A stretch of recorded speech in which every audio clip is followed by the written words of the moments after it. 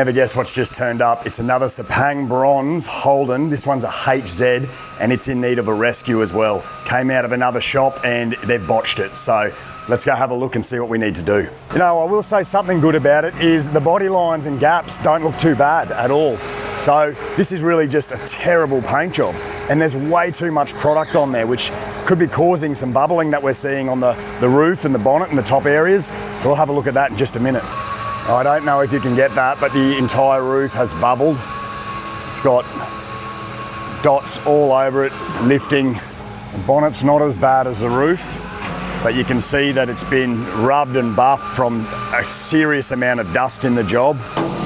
Scratches on the nose cone. We've got to have a look at that roof and really come up with a plan for that. All that bubbling is concerning. We need to find out where this is coming from. We have 3 layers. There's been 3 paint jobs done on this. We don't know whether we need to go back to bare metal to tackle this roof or whether we can take it back to its root cause, which might only be a couple of layers down. So this is one of the challenges here. So we're trying to rescue this car, and you've got to understand, Roger's already put in a ridiculous amount of money into this car, and obviously we're trying to help him out and get it done as cheap as we can, but still do a very good job of it. And this is what we've just got to determine what we're doing with the roof. But this is clearly just rust. Wouldn't you say that, Jared? That's a rust bubble coming through, which obviously this metal has not been treated. Not sure what that is, but whether it's just been a big chunk of dust he's tried to block out, or looks. You know how sometimes you can drop clear in silicon? That's what he's done. It's like he's dropped clear in it and he hasn't flattened it down properly when buffing it up. So that's not a major problem. We're going to flatten this entire car down again, remove all the runs and really give it a good flat block. That'll remove things like that. It'll remove poor buff work.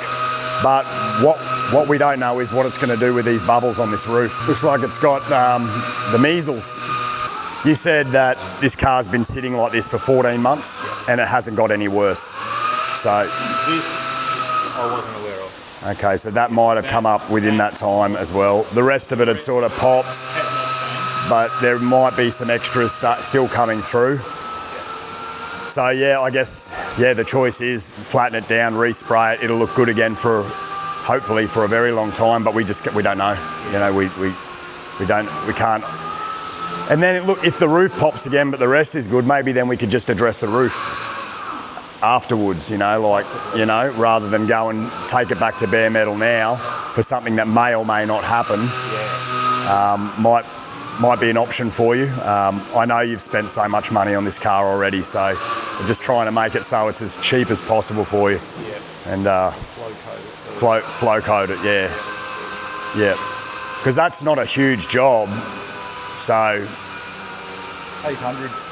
Well, block it all. I would even go, because the runs are so bad, you'd even want to be taking to it with 350 or 400 on the sandpaper.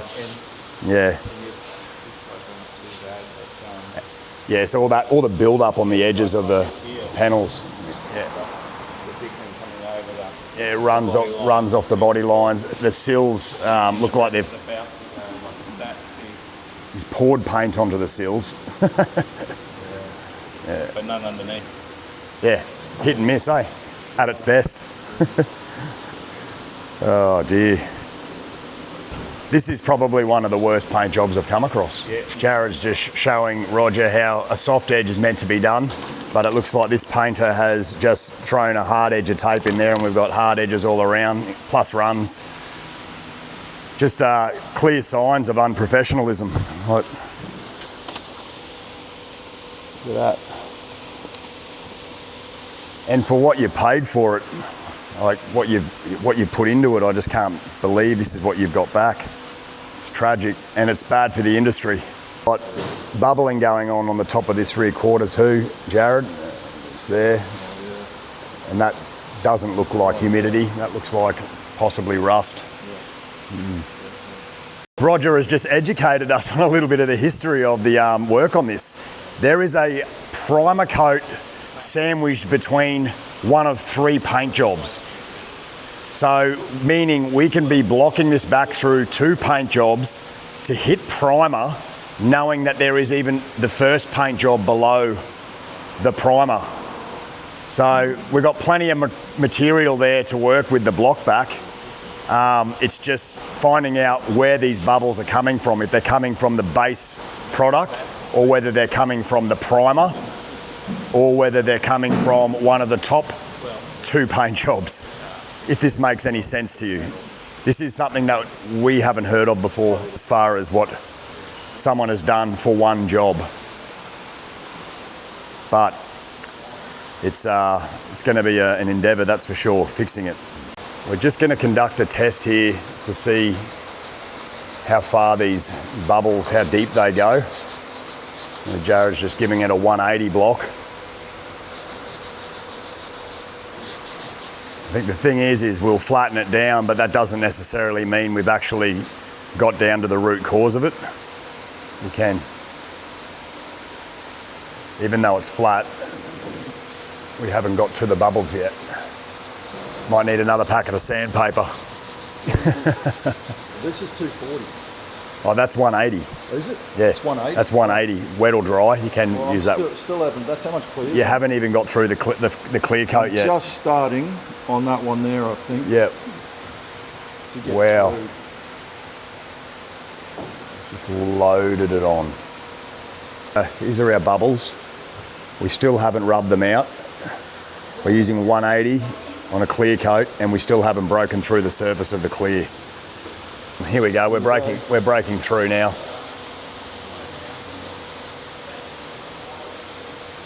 Okay, you can see the bubbles there. We've just got to keep going until we can't see those anymore, and then we know what level they're at, what layer they're at. And Roger's hoping it's just under this top layer of clear. Yeah.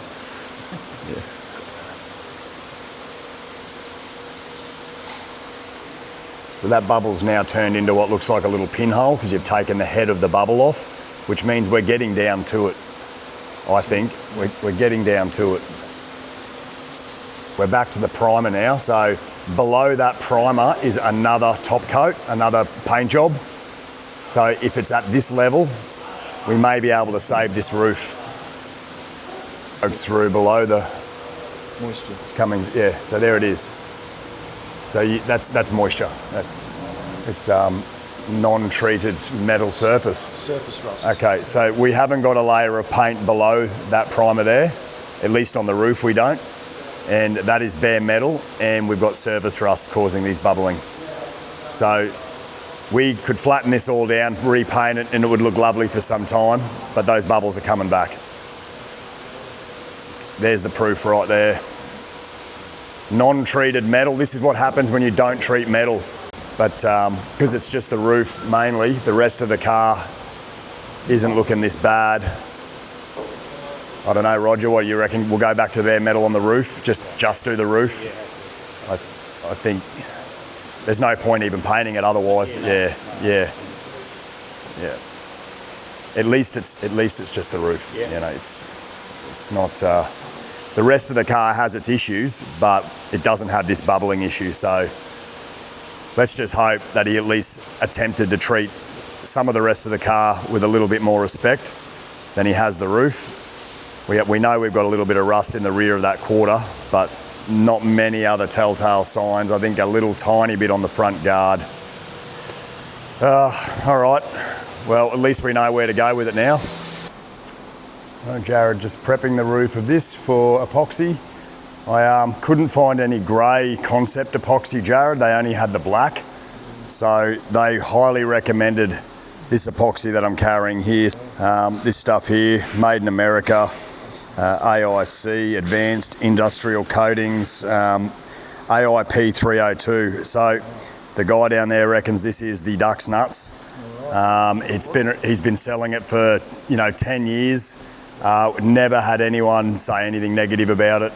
So it stood the test of time. We'll give it a go. Okay, in the booth with the HZ. The process is strip back all the paint, massive job.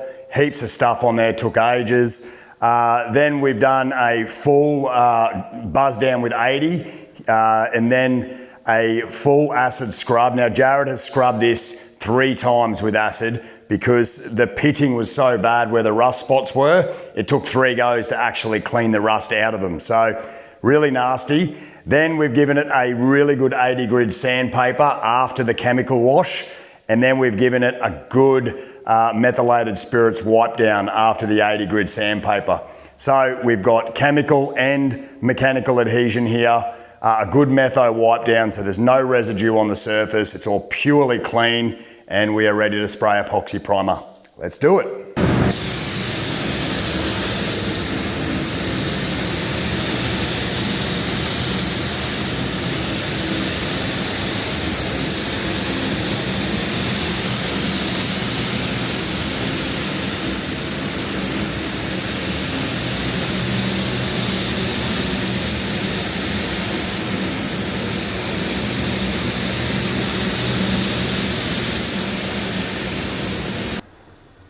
Alright, so now I just want to see that this is gone off rock hard.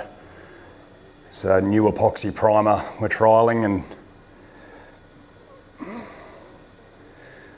what do you think, Jared? It's only day 1 been on there. It seems to be curing or drying very well. Just see if you can see this at the front here. It looks like there was a completely new section cut off and re-welded in here. You can see the join goes all the way along. And you know, it's really deep in here. It's like a big shallow, a big low where the joint is. A very minimal attempt to really try and level that out. So that's what happens with welding and heat. It just sucks it all in. You can see it there. So we've got a decent repair to do here. I'm sure my man Jared's capable of making that look spot on. As far as file finish goes, I highly doubt it. There will be a minor skim just to level it out and profile this surface properly. The rest is good, isn't it? It's just that front repair section. That on there, just it opens up maybe 2 mil. Yeah, 2 mil. I'd say, yeah, that's opening up 2 mil, so it's not too bad, guys. We don't like to put a lot of bog in, no one does. But in this case, the amount of work to have to start that again to get that file finished is far beyond the budget. The owner, he's already put in nearly 6 figures into this job, so we can understand why. He's just trying to get it so, you know, he can be happy with it. And the roof was the worst of it. So Jared's going to do that now.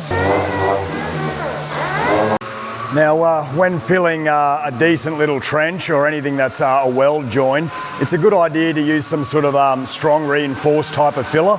There are a couple you can use. You can use an aluminium enriched filler, or you can use a fiberglass enriched filler. In this case, Jared's mixing up a U-pole product. It's a fiberglass one. We believe that this is going to be strong enough to be able to take care of any kind of vibrative cracking or problems down the track. This is just to give it that extra strength before doing our skim coats over the top with our splines. This is the product here. See, that is just enriched with fiberglass. Plenty of strength involved in that. And Jared's got to wipe that in before it starts to set off. He's only concentrating it through the actual join, where the deepest part of the trench is.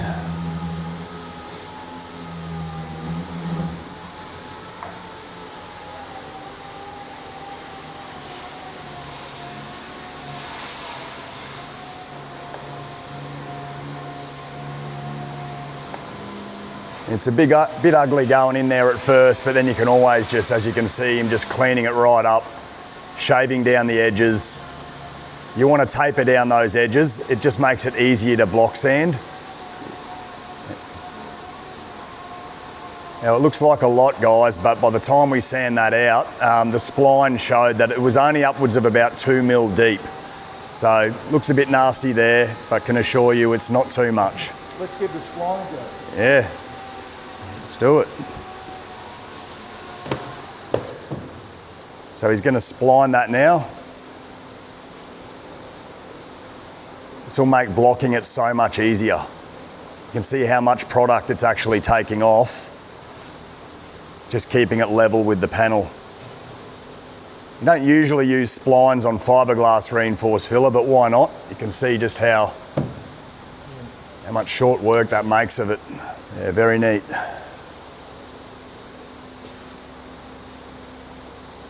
And that's all the strength you need for something like that, with the fine fill over the top and the primer coats. It'll be a really nice, strong, clean, tidy looking roof.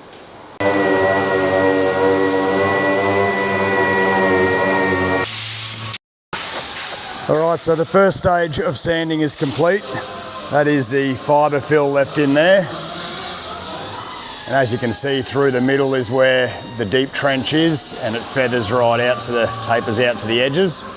So Jared will now sand this out even further and start beginning his spline work with the top skim coat.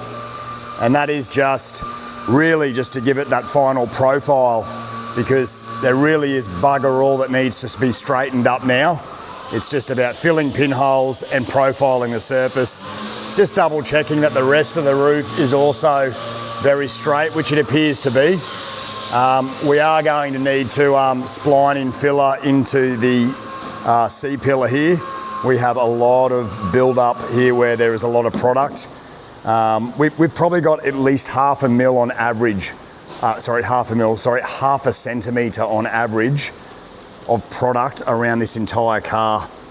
And that's unacceptable, but we cannot strip back the entire car. We're just doing the worst of it, which is the roof. The rest of the car, we will do our best to block it all back, and far better coat of paint than it already has, getting rid of all the runs, defects, bubbles, boil, you name it, silicon. Yeah. I'm a bit of a guesser when it comes to mixing hardener in bog, but Jack's a precisionist, using the scale. So what is it? It's 0.2%, is it, or 2%? 50 to 1, but 50 to 1, whatever, 2%. Whatever gram you use divided by 50. Yep, and that's your hardener. So I've got 100 gram, so I need 2 gram. All right, 100 gram of bog and 2 gram of hardener. Knead it up first. Okay. Get the running shit out. And squeeze it up to the top, the good stuff.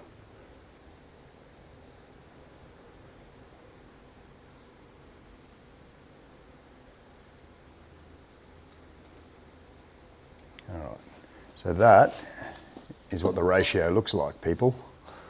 That's it. Yeah, it's pretty much exactly what I do without scales. Now for the fun part, we're gonna witness Jared wipe that on, mix it up, wipe it on, and get some spline action going. The question is, which way is he going to draw the spline first? Okay, you're gonna go straight across it that way. He's choosing a good size spline for that. It's got a lot of flexibility. It's got a hard, true, straight edge. Nice composite carbon material. You can see he's got to work pretty quick with this. It's a warm day today, and it is going to start going off very quickly. You see how he mixes it up. Keep it flat. Don't keep it all in a bundle. Like, just keep it, when you spread it, mixing it, keep it all flat. So you keep it flat to avoid pinholes? All that too. When you spread it out more, it won't kick as hard. You get a bit more time. Oh, okay. So you actually get a little more time spreading it out a bit more, and you're reducing pinholes. But you can still see how quick he's working to get that in. Just want to get it in there, get it on hard. Yep. Press it in.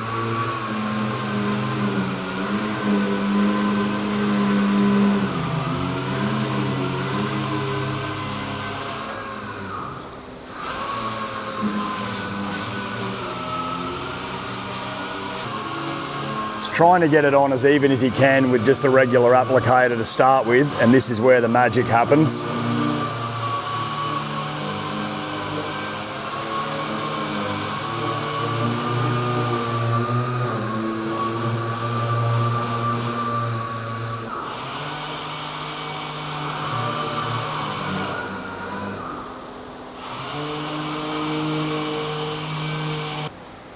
boys just getting a lesson in spline work.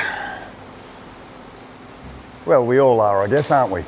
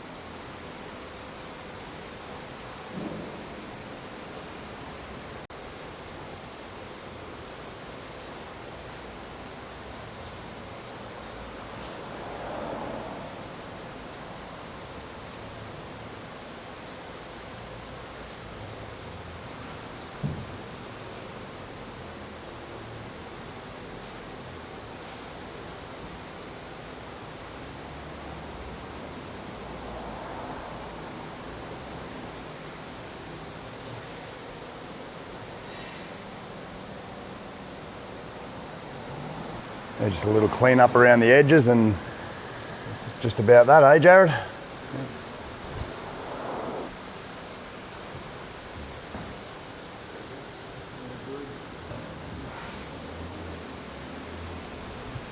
That's when we go over. Okay, so you've done one that way, and the next way you're going to go that way. Okay. So there's a hollow in there. Yep. You can't see, but once we get that. Yep. Because it's such a major area, you've got to attack it from both ways, don't you? Yeah. Yep. So. Excellent. All right, now Jared's first fill, which was the horizontal way, was all about just getting the dent fixed, getting it all straightened up. And this is about now getting the panels leveled out properly and profiled properly to the shape of the roof. So now he's going to be splining it from front to rear, and I'm right in his way just here. So I'm going to move out of his way. He's already done this side. So he's already done this side, the front to rear spline, and he's just about to do the same on the other side.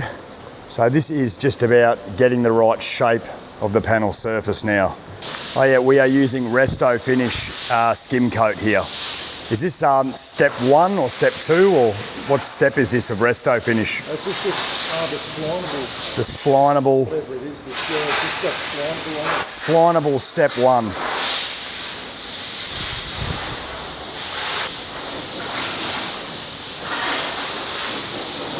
Just getting it in there nice and roughly, but relatively even amounts all over the area. Pushing it in, squeezing out any pinholes.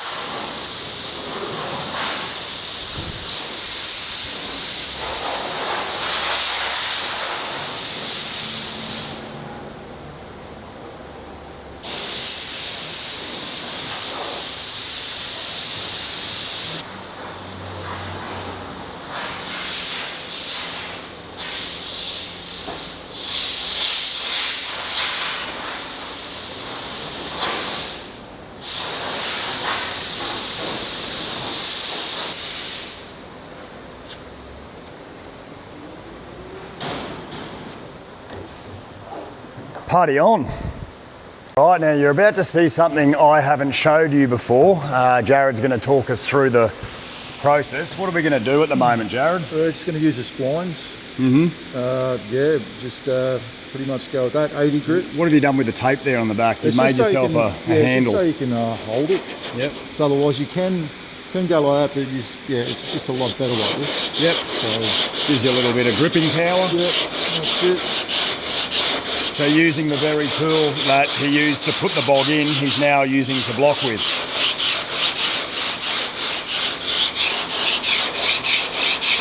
Crisscrossing, diagonal motions. You've seen me do all this. It's very important to keep that ruler flat on the panel, cutting your different angles. Start up here, do that, and then start at the front, and then just blend it all in. So, Yep. yeah, that's pretty much it. Cool.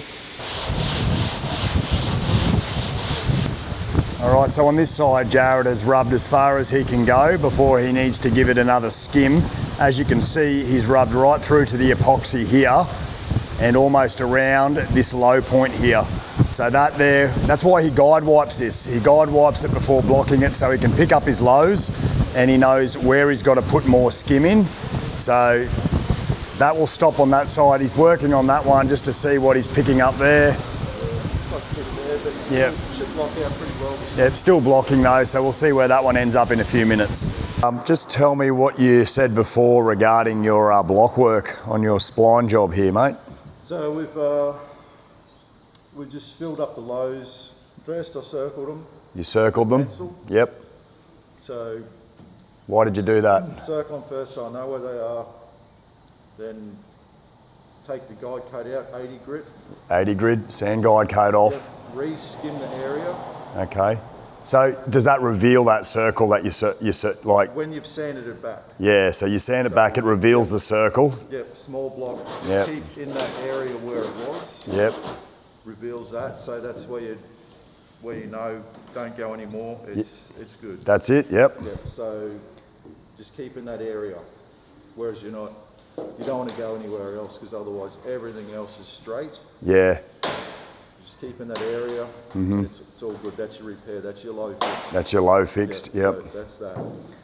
Okay. So from then you just just feather it all in. So you're just going to now go over the entire area to feather it all down? Yep. And just go up the next grit and yep. it's all good. Okay.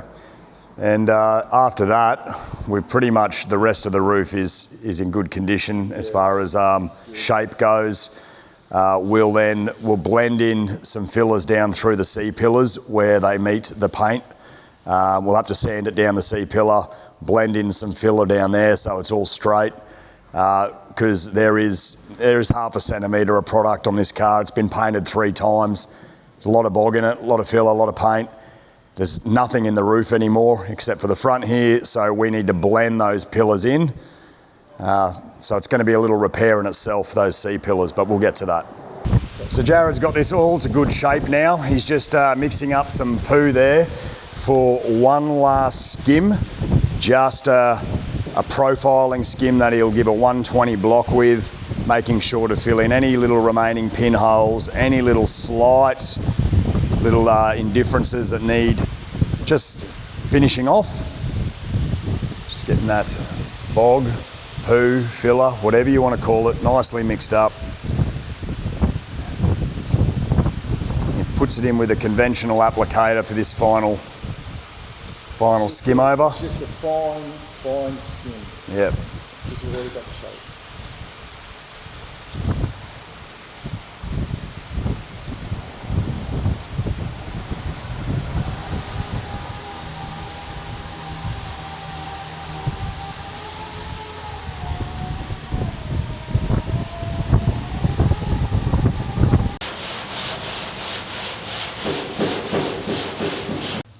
All right, let's have a look at how he's attacking this C-pillar here. With the body filler, of course. No other way to do it. Trying to blend into a heavily filled panel from a completely back to bare metal panel is going to require filler, no doubt about it.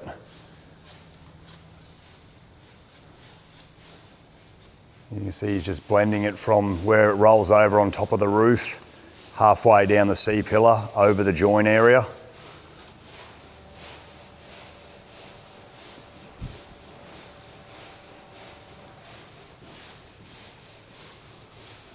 That's the hollow bit there. A little shallow in there, is there? Yeah.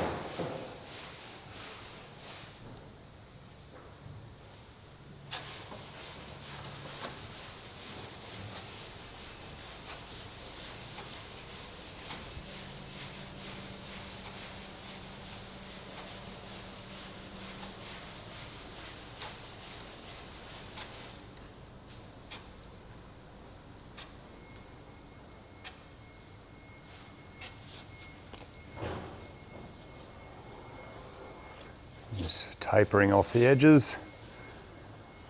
And now when Jared blocks this, he'll be blending it all out and he'll block it down back level, or if not even a little less than level to what's already in that C-pillar to allow for our primer. We're trying to keep as minimal in this as possible, but there is no possible way of doing this job helping our client out without putting fillers back in it. As we've stated, we cannot take this entire car back to bare metal and start again. The owners have already put close to 6 figures into this job, and we are just simply trying to help them, trying to give them back something that they can at least, be proud of, jump in and drive or finish it off. But as it stands, before it came here, the car would have been worth not even a small fraction of how much they put into it, even if they tried to sell it. So hopefully this saves it for them. Once we're done here, as good as we'll make it look, hopefully it looks good enough that this is a car they're going to want to continue to keep in their lives, build on and enjoy. Now this is the left side. Jared's just got the first skim coat on there and guide wiped that, ready for a block down. And he's using a spline with a little made up tape handle to drop this one down. All right, you can see Jared's got this roof all straight and ready for primer. So I'm going to go mix up the primer now and slap about 5 or 6 nice coats on there. I don't want to put any more than that on there. We want to keep as minimal as possible, but we've still got to get enough on there that we can give that a really good block without rubbing back through to any repair work. So I think 5 to 6 coats is plenty. All right, I've got my High Fill 2K primer here in this gun, and I'm ready to spray the primer on this panel. What I'm going to do is I'm going to put 2 coats first just on the repaired area. I might have said in the past, and I'll say it again, repaired bog areas act like a sponge. So when you spray on them, they actually absorb that paint into them like a sponge would. So I'm going to put 2 coats on the bog work first, and then I'm going to do a further 2, maybe 3 coats over the entire roof to seal it all off. That way the bog area will absorb in those first 2 coats and level it out with the final 2 coats or 3 coats that I do over the whole lot. I hope that makes sense in some way. What I've got here is a cheap primer gun here that I got from Super Cheap. Look, this gun, a Black Ridge gun, it's cheap and you get what you pay for, but I will say it sprays really well. But the fundamental flaw with this gun is the pot. Now, it's good that it's a metal pot, it will last, but the lid is just a little pop-on lid, it's not a screw-on. So what that means is when you turn it over, the lid sort of wants to pop halfway off and all your product comes flying out there onto the job. So what I've done is I've taped it up, as you can see. So other than the gun, I mean, spraying really well, it's got a good fan and a good fluid tip. They've really stuffed up with the pot on this one, so I'm just taping it up. I do have a really good high quality gun in the mail, but in the meantime I've just gone and picked myself up one of these just to get the job done, and that's what it'll do. For a $50 gun, it'll get the job done.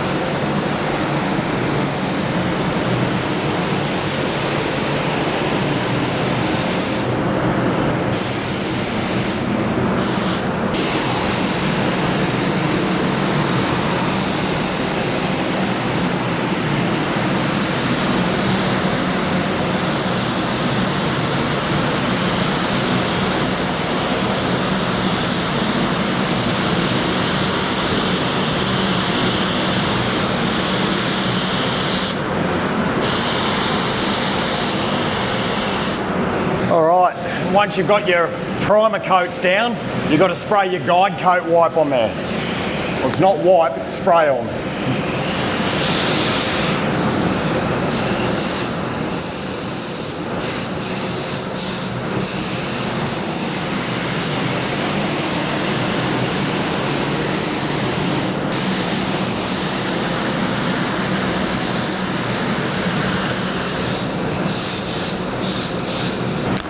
Just like that. All right, and there we have it. Final paint application is 5 coats over the entire lot.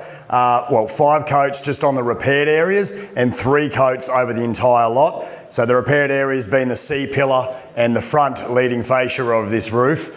Now, we're going to let that dry for a few days. A really good 3 to 5 days cure is all you really need. The longer the better. But while we're letting that cure over the next week or so, we're going to get stuck into blocking down the rest of this car, really trying to straighten it up. We've got so many ugly runs to remove and pinholes. We've got a few rust patches to repair. There are just defects all over this car that we've got to now fix. So we've got a good week or 2 of doing that before we even get back to blocking the roof down. So plenty of cure time for that. We'll just keep on moving. All right, just a little change of pace. I got my buddy Dean over here. He's my PDR guy. Highly talented and skilled at his job. Now, for those of you that don't know, PDR stands for Paintless Dent Removal. And he's got his light and his little hand-shaved tools there, and we've got some hail damage on this bonnet. Can you just show us what tool you're using there, mate? Just got a Sharpie going through there. It's called a Sharpie, is it? And That's you're just actually going through the hole there. You're going through that little hole in the brace because that dent is right on top of that brace, isn't it? You can see it running through the dent there. Okay, let's have a look, see if we can get onto that dent. Yeah, right. So right there, I'm hoping we can catch it in the light. You can literally see where his tool is just by where it's pushing on that dent. And it looks like he'll just give that little... So now he's got his accurate tap down tool, which is getting right on the little high spots.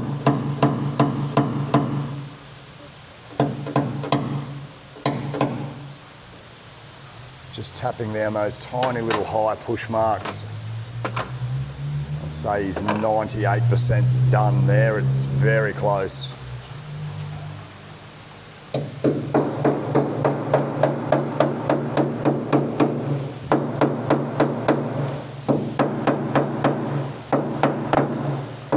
Sounds like he's given it such a good whack, but it's kind of the amount of the pressure and how hard he's got to hit it to move the metal. So to finish off, it's like he's just blending around that area with his blending hammer. It's the same as blending colour. You can actually blend your dents out with blending tools. It's all about losing it to the naked eye. That's what this little tap down tool is.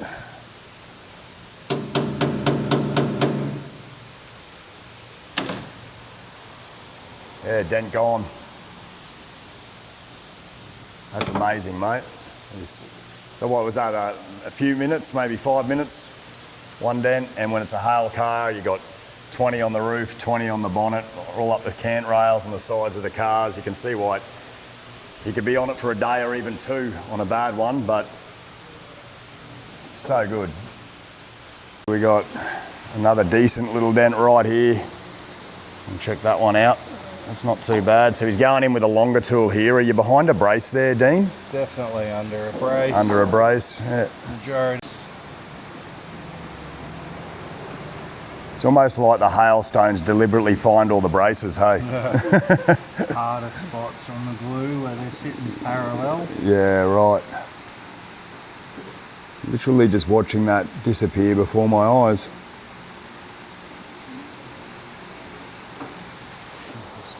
Requires a lot of concentration. Got this unit of a tool through there.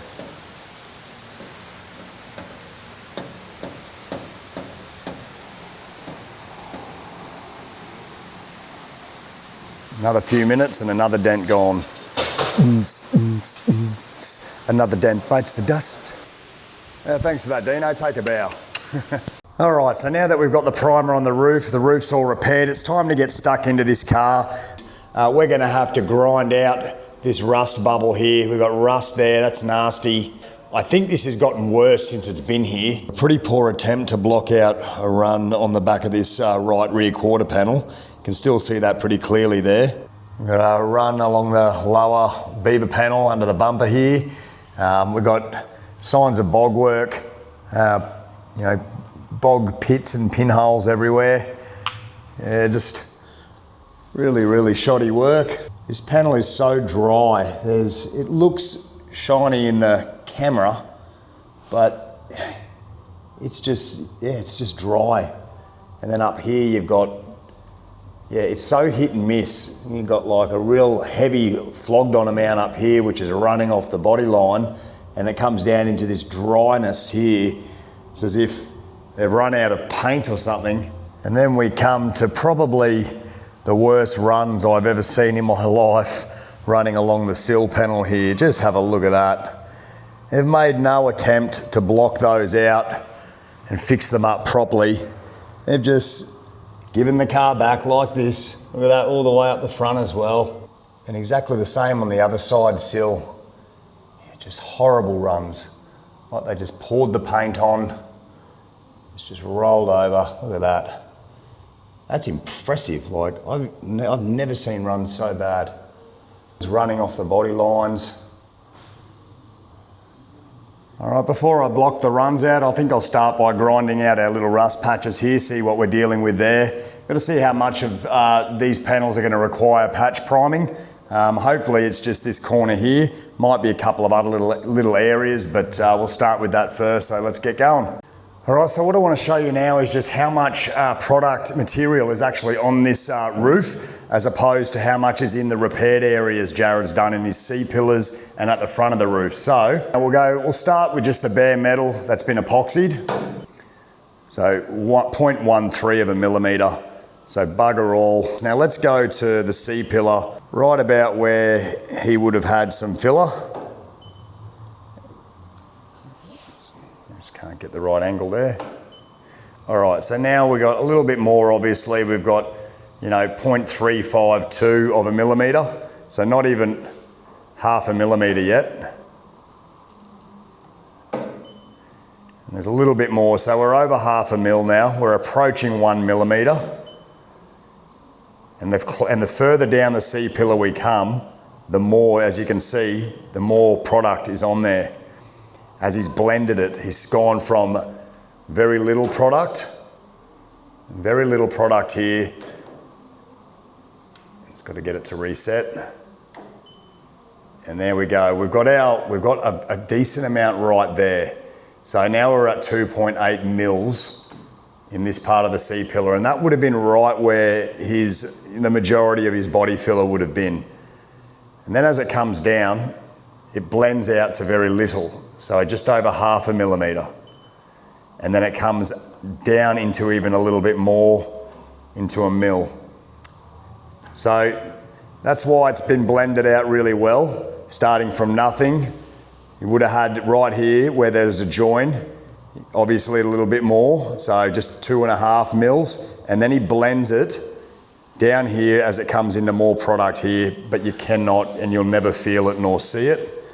And let's just have a look at how much product is on the panel, say down here on the area we haven't actually touched. And there we go, we got 1.69, so 1.7 mils of product there, 1.2 mils. So yeah, quite a lot of product to work with, and then going right up into not even 0.1 of a mil on the top of the roof, which is really the ideal amount of product to be on there. All right, now that we've seen the C-pillar product amount, we'll see what's in the leading edge of this roof. Now this one's probably going to be a bit more, I'd say, because somewhere right through here there was a really deep trench. Let's see if we can find it. All right, so at the front we've got 0.8 of a mil. Just takes a few seconds to reset. There we go, so it's going down. Okay, so around about yeah, nearly half a mil, right? But let's find this trench. There was a trench somewhere in the middle, and there it is, look at that. 2.35 mils of bog. Okay, so we're thinning out a bit that side, and we're thinning out a bit that side, so right there's our trench. So 2.5 mils is how much is actually in that trench. Now, it looked a lot worse, didn't it, when we were looking at it earlier? But that's where the join was, where someone had done a cut and weld job on the front of this roof. So 2.5 mils at its deepest point, and then thinning out and fading out to there, half a mil there. And then on this side of it, yeah, again, just a bit over half a mil, fading into practically nothing, where it was just bare metal. Look at that.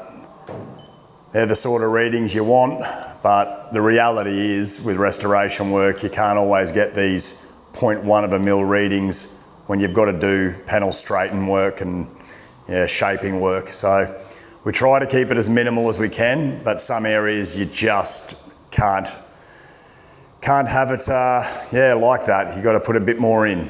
Doing it, we're going? Yeah, yeah. I'm just giving Jared some 80 grit on a grinder buzzer. So that's a grinding style buzzer. It's not a, so it'll actually grind it. So Jared's just gonna hit that little rust patch and see what we're dealing with here. Here he goes.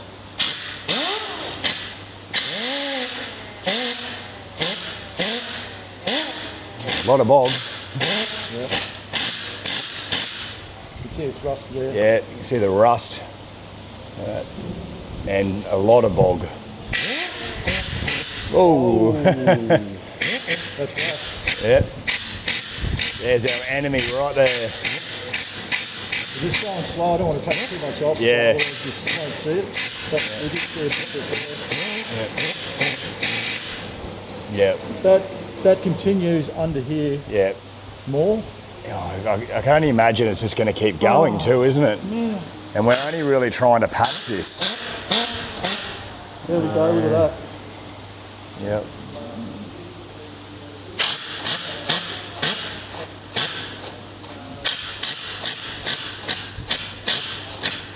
It's tragic. That is more than surface rust under there. Yeah, that someone has just literally bogged over that. No attempt to clean it whatsoever and remove it. It's just tragic. Oh, this poor car. Oh, might as well go the whole way. Yeah.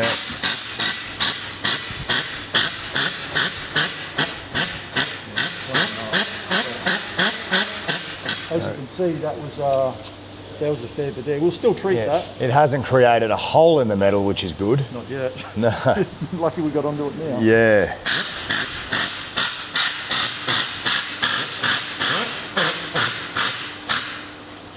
Yeah, that one's a bit worse, isn't it? Just going to see how much filler is actually around this rust patch. Oh yeah, see, we've got 2.2 mils. So right at the end here is just so much body filler right in just the end around that rust patch. Okay, so Jared's just told me there's lead here, which is why there was that really thick reading of product. Just chuck it there. Okay, yeah, so we got 2.2, go right there. I think there's almost one that came up as no reading. 2.3 mil. All right, so I've changed my sander to a buzzing action sander, not a grinder. I just want to sand this now to see how far this rust is actually traveling through this quarter panel.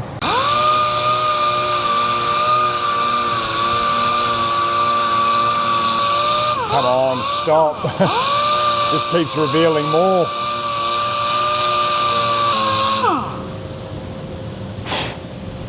All right, so you can see it's stopped up here. There's no signs of rust carrying under the top of the filler work. But down here at the bottom, you see how it's a bit dark where it goes into the filler? That could be surface rust as well. So I've just got to keep sanding it down until I just hit clean metal. And hopefully that's very soon as this repair just gets bigger and bigger.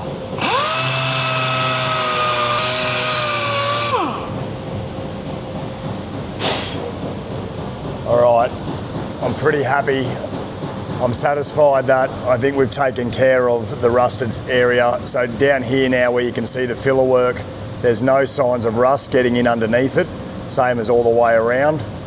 So I just now have to work on this little top spot, see how far the rust is travelling up here.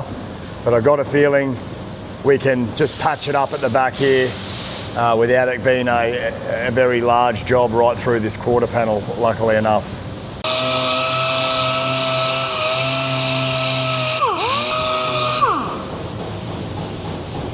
Yeah, okay, so that's nice and clean there now.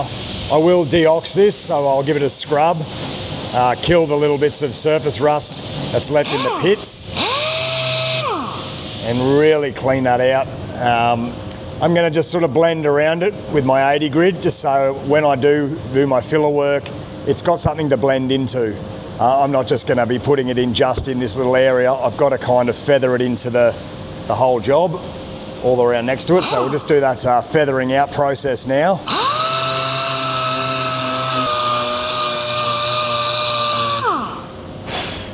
So as you can see, I'm just feathering out the edges here. So there's not this definitive line or dip, kind of blends in. So we are going to have to put filler back in here, but at least it's going to be just blended in to an already blended feathered surface. So that's the best way to do it. So I will bring my repair kind of out around this far, around there. So that's where we're going to be trying to blend all this back in.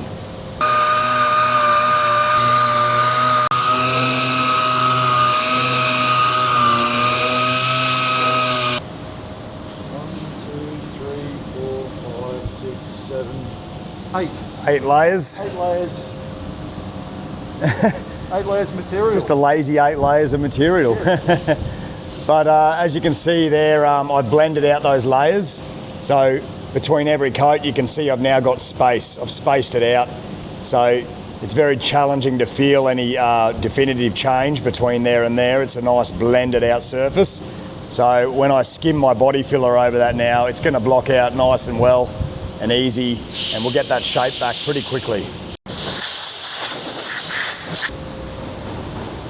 I don't know what's happened here, but this looks like some sort of dodgy after repair the last person had with this car has done.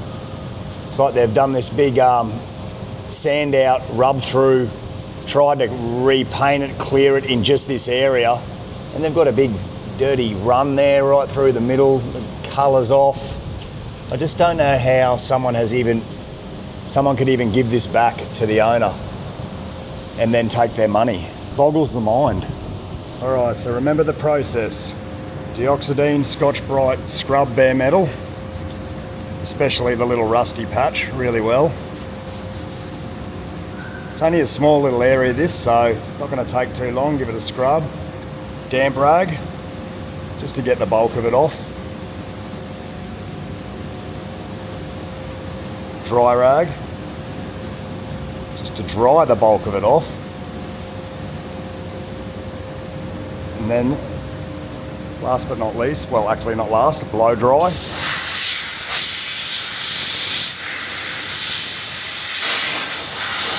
Now we know it's 100% dry.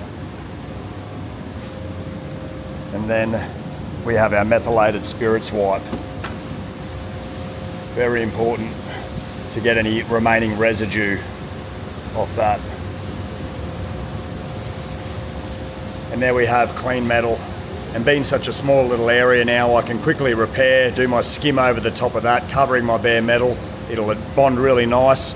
Oh, just before I do, I am going to give it another 80 grit sand, just to get a really nice 80 grit key back in there. The Scotch-Brite can tend to smoothen things off a little bit with the acid. So now that that's all cleaned, a quick 80 grit sand over, and then we'll do a little skim. All right, so what I got here is my Resto Finish Stage 1 body filler. We're not splining this here, we're just using a conventional applicator, a metal one. I want a nice strong one because this is a stronger body filler, not quite as runny. So we're just gonna mix the little bit of hardener I've got there through that and just kind of squashing it back into itself.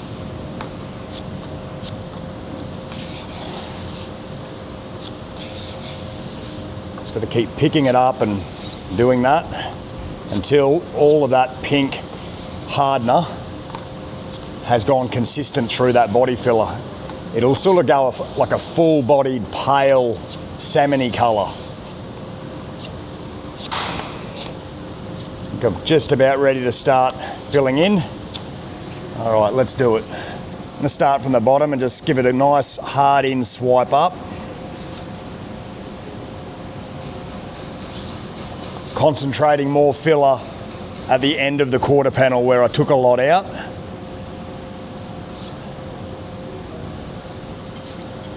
Always looks very messy to begin with, but you can clean it right up. It's not a ridiculously hot day today, so I've got a bit more time to work with the filler. Just want to try and blend it in.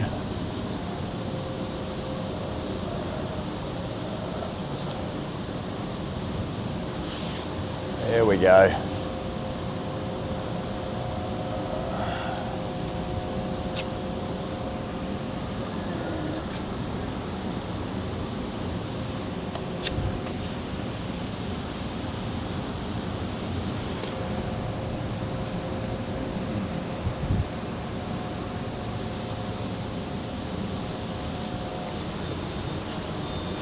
You really got to get some good sculpting skills going with this sort of work.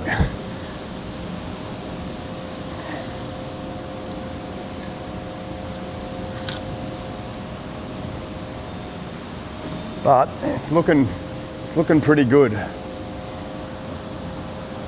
The bog is already starting to go off now, so I can't use it any further. I'll work with that. I'll get my block onto that and start my shaping process. I may have to put a little bit more in through the very corners here where we took most of it out, but it's blended really nicely up into the actual panel itself where the rest of the material is. So I think I can work with that. All right, once your body filler has gone off and it's cooled, so the heat that it causes to set that off is pretty much gone now, and it feels really rock hard. It's only been about 10 minutes, but I think I could start rubbing that now, and that's going to sand off really nice. The block I'm choosing to use is quite a large block with 80 grit sandpaper. I want it to cover the entire area at once, so it blocks down nice and flat. Look, some people might choose a bit of a smaller block just to work the local area a little bit more locally, but I'm really trying to blend this in and flatten it down really quickly all at once, so that's my choice. See how we go.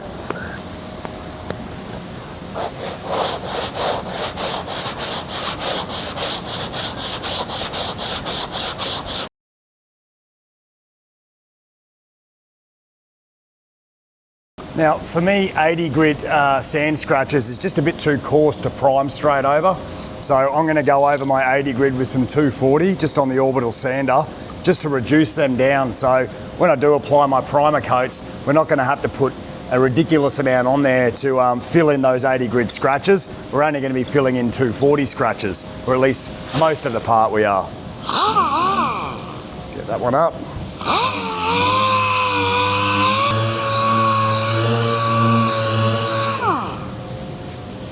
And what I don't want to do is I don't want to buzz too hard over my repaired area, because then I can misshape it. I've already got the shape really nice, so if I do go over that, it's only going to be very lightly, and I'll probably even just take this off and do it by hand, just so I don't misshape that. Just like this, just with the palm of my hand, I just want to try and smoothen out those 80 grade scratches without taking out too much product and changing that beautiful shape that we've just got. And there we have it. Very, very nice and smooth now. Ready for our primer coats. And for my pinhole fill, what I'm using is this U-Pole product called Dolphin Glaze. It's a very, very fine filler, and you only need just the tiniest little amount. This little 5-cent piece dollop will be more than I need. But I also need to harden that product. So I just need to put a smidge of hardener with it. So it looks just like this. So you can see that there, it's just tiny. I dropped my applicator. So now This is so fine and runny, it'll just mix in so quickly and easily. Again, that pale green will just go a little bit more of a salmon-y type colour, or a dirty green colour, I guess. And once it's all consistent, I mean, you cannot get pinholes with this stuff because it is so fine and runny, it's almost impossible. So, just pick that up and then just wipe it nice and hard and firm into those holes. I do like to leave them just a slightly little bit proud of the hole. I don't want to wipe it in so there's absolutely nothing filling over the top, because I want to be able to block it back down very finely to the surface and not have to take out any of the shape. So just leaving it just ever so proud in there. Let's see if we can come down and have a look. You can see it in there. Ever so light, but just sitting that little bit proud. And that's only going to take a good 5 minutes or so to harden up, so I can just give that a light skim over with some sandpaper and smoothen it off. And that way when I prime it and we paint it, we're not going to see any of those little nasty holes poking through that we see so much of with poor quality workmanship. All right, so I've had a really good look around the car and I can't see any other large rust bubble areas other than the little blisters that are everywhere. This is the only area that was clearly rusting pretty badly. So this will be the last primer patch we do. Other than the roof, we'll have a patch here, and the rest of this car is just going to be blocked down really well with some 320 and reducing that down to 400, 800, and then hopefully just straight paint over that. I don't want to be putting too much primer on this car anymore because it's not going back to bare metal. The more product we put on it from here, the worse it's going to get. So we're going to take more off than we put back on, and hopefully that'll give us a successful result. Here's a little spray painter's trick to creating a soft edge.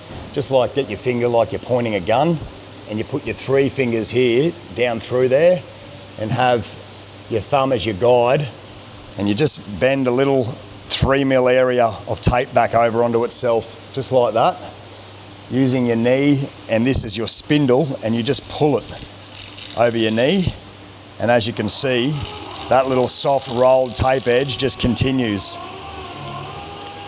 And there it is. It's a nice little soft edge. You stick that down on any body line, any area that's got a nice little swage line. And when I prime that now, as it goes onto there, it won't actually create a really hard edge. It'll actually sort of slightly get in behind that rolled tape edge, and what we call a soft edge will form. That'll just make it a lot easier to rub it out. It's a nice little painter's trick, that one, that we all use. I mean, these days, they've invented stuff like Spon tape. That's S-P-O-N tape, which is like a spongy tape that you put there instead, and that does the same thing. But I think it's lazy and it is expensive. Just learn how to do this with a roll of tape and you're good to go.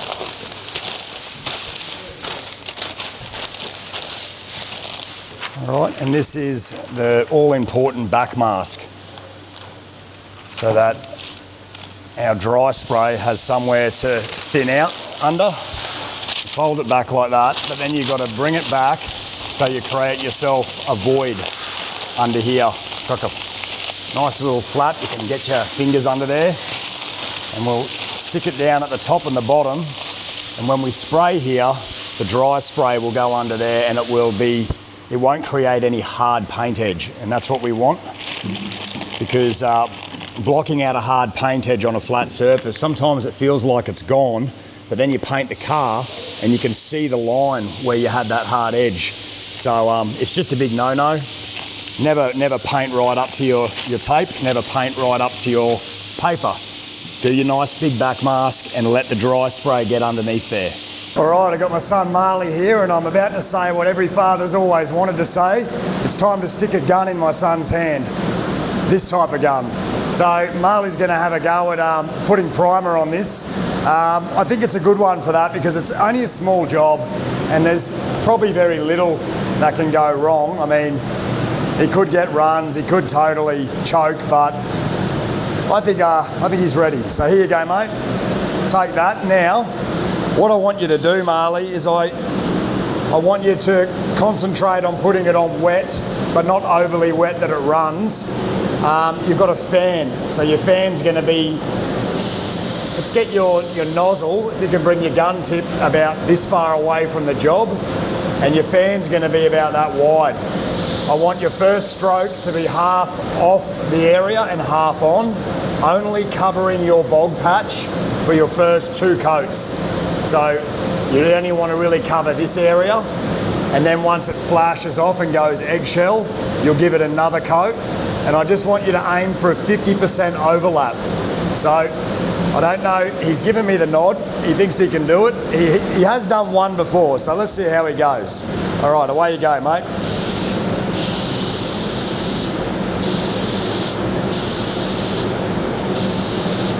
Right, that'll do. I think you've done it. I don't think you need to do any more than that, but I think that's really good, mate. As you can see, it's nice and wet. Probably a little bit too wet just down at the bottom here. I don't think it's going to run because it's right on the body line, but it is going to build up right at where I've done my soft edge of tape. But that's why I did the soft edge of tape. I just wanted it to be able to sort of fade in there a bit. So what we're going to do now is we're going to watch that and wait for it to go what's called eggshell. Eggshell is when it flashes off and actually dulls down and looks like the surface of an eggshell. Once that has happened, he's ready to do his second coat. Marley, I'd just like your second coat pretty much to cover the same area. So just cover the same area. Once it's gone, not right now, you can maybe blow a little bit of air over it just to flash it off a little bit. So he's just half pulling his trigger in, so only air is coming out, no product. And as you can see, that's just going to flash it off a little bit quicker. Give it a couple of minutes, and then he's going to put coat number 2 on. And then he'll step it out with every coat after that an inch. So even the primer is going on in a feathered manner. It's kind of stepping it out in a staged manner. It's still shiny, just blow some air over that. See if we can get it to dull down. All right, now with your next coat, mate, I'd just like you to take it out to where the end of this one is here. So you'll cover all the way up to there.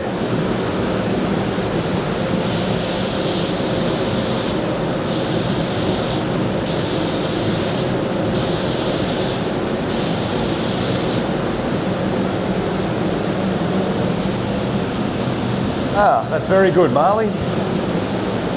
As you can see, it's nice and even, nice and wet. On the next coat, what I'll do is, once that's dried off, I'll get you to give it a coat underneath there, just where you can see there was a bit of primer work, bog work there. But that'll only need 1 or 2 coats under there. But that's really good. Now, notice how Marley's staying away from the paper. The dry spray's going under there, but he's keeping that right away from there. We don't want to create any build-up at that paper line.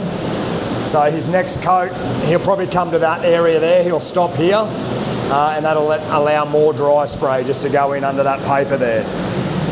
All right, mate, away you go.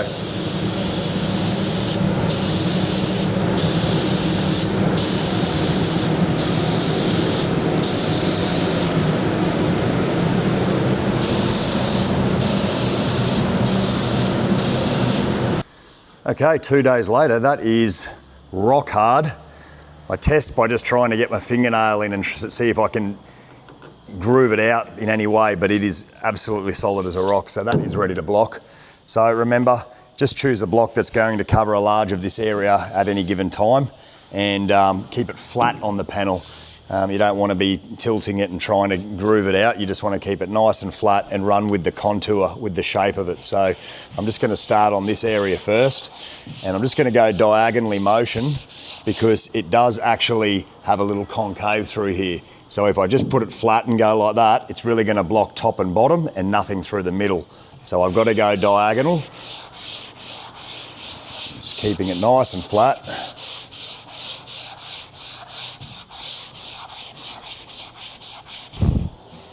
You can see a little bit of guide coat left just here where it's still just that little bit shallow, and that's where we took most of the product out of. So I'm just going to have to work that area a little bit more.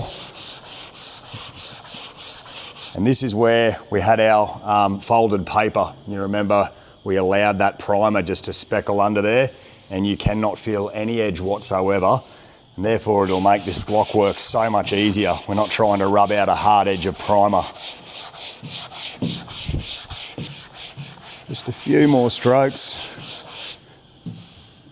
All our guide coat is now gone completely. Hand flat on the panel, give it a really good feel. Make sure you're not feeling any dips, any lows, any inconsistencies.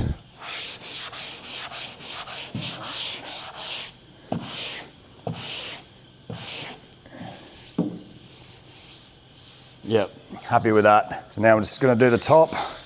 Again, same thing. I'm just going to sort of go diagonally, keeping that block nice and flat on my major surface. I'm not going to try and roll over the roll just yet. I just want to get the top nice and straight, just blocking at all different angles.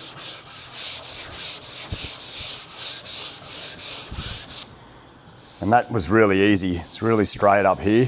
All that guide coat's gone. Now I'm going to start rolling my block over this rolled edge, just following the shape of it.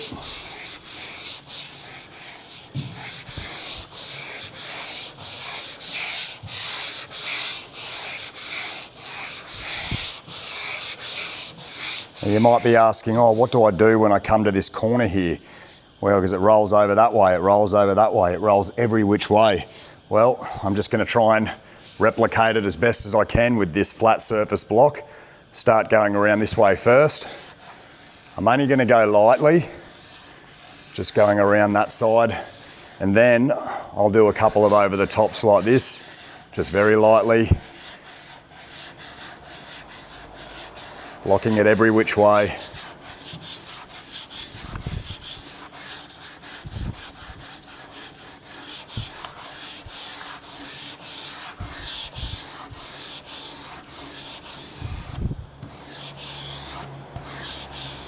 The whole point of the guide coat is you can see exactly where you need to keep going. And right now, I think I've just about got it spot on. Just one more around that way.